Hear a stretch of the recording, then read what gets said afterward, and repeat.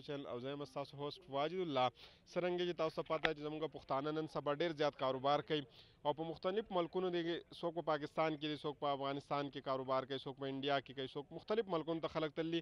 دارنګې زه نن په پنډۍ کې د ورور سره موجود یم، د هغه نه به تپوس کوو چې دوی د کوم ځای دي، دوی سره څه دي، قیمتونه څه دي او مخکې کاروبار د دوی څنګه و، اوس د دوی کاروبار څنګه چلیږي، نو دوی نه تپوس کوو. السلام علیکم. وعلیکم السلام. څنګه ورور جانه ښه خیر دی، شکر الحمدلله. څه نوم هم دی جي؟ زما نوم رحید الله دی. رحید الله صاحب د کوم ځای یې؟ د باجوړ ناوګۍ. څونه وخت کېږي پنډۍ کې؟ پنډۍ کې دا 10-12 کاله به مې کېږي. مخکې د څه کاروبار کوو؟ مخکې مې کراچۍ کې روزګار کوم، کراچۍ کې. اوس دلته دا کاروبار کوې؟ اوس دلته لنډۍ کاروبار کوو. بس لنډۍ کاروبار د څونه وخت نه کوې؟ لنډۍ کاروبار نه بس دا کال وشو مړه. او د دې نه مخکې د څه کول؟ دې نه مخکې بس ریشکا مې چلوله. ژوند ښه تېرېږي دلته؟ الحمدلله شکر دی. ښه ښکلی، ښه شکر لاندې، ښه خوشحاله یم. زه اوس د شیزون طرف ته هم راځو، نور به هم پکې خبرې کوو. تا سره څه دي؟ زما سره د عینک بنینونه دي، سویټرې دي، شیلټونه دي، پاجامې دي. په دې قیمتونه څه دي؟ دا په 50 روپۍ دانه ده، دا هم 50 ده، دا 150 کدو دي، دغه ریټونه دي. بس زموږ ځای کې به دا په څو باندې ښه ملاوېږي؟ کوم ځای کې؟ باجوړ کې، دیر کې، مردان کې، سوات کې. هلته به خامخا ګران دی. په 100 د عینک چې کوم دی دا په 100 روپۍ دانه هلته خرڅېږي، دلته هغه موږ 50 خرڅوو. 50 خرڅوو. د دکان طرف ته ځو، د دکان کې څه بیا مال ډېر دی.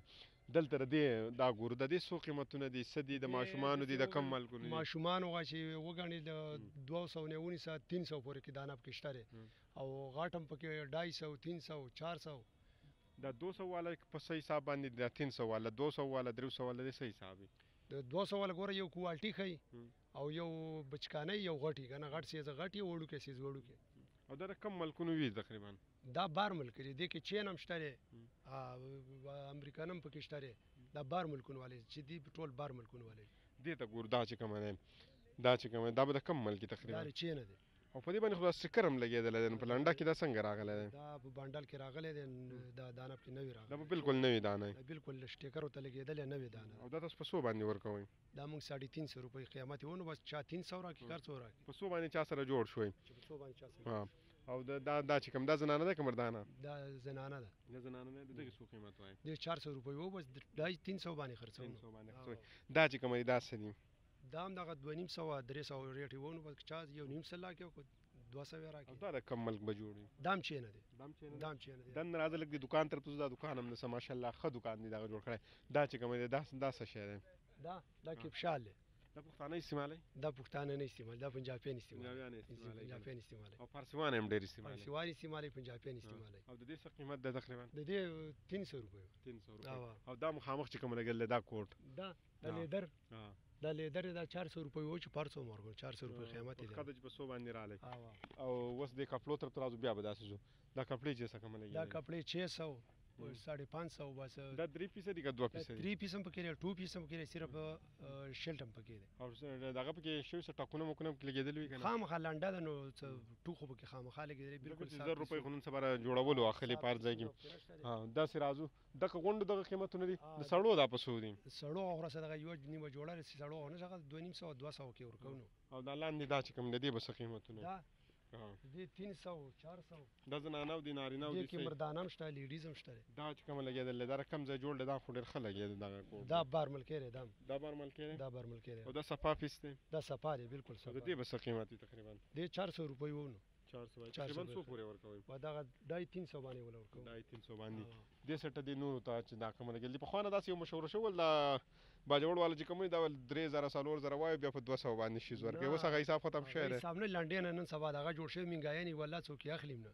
مینګایانې دي.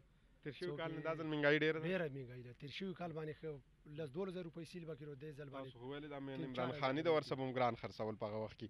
دا چې کومه دی دا چې کومه کوټ لګېدل دی ماشاءالله دا خو ډېر ښه کوټ لګېدل دی. د دې څه حساب دی؟ دا 700 روپۍ دی وو. نو د غونډو 700 وایي؟ دې دانې پر کې که نه. او دا بیا تقریبا څو پورې ورکوئ؟ دا 400 450 500 باندې ورکوو. او دا مخکې زه دې زر د نورو باره کې هم لږ ګورو. دا نور داسې چې کومه لګېدلې دا کومه دي؟ دا چې دي دا غاټه پرې دي. دا د 500-600 روپۍ وو، 350 400 500 دې باندې ورکوو. دې باندې ورکوو. او دا چې کومه لګېدلې؟ دا بچکانه دام دغه پیراشوټ جیکټ دي. بس خبره مو 600 مو 700 مو. ماشاءالله دکان خو ښه غټ دی.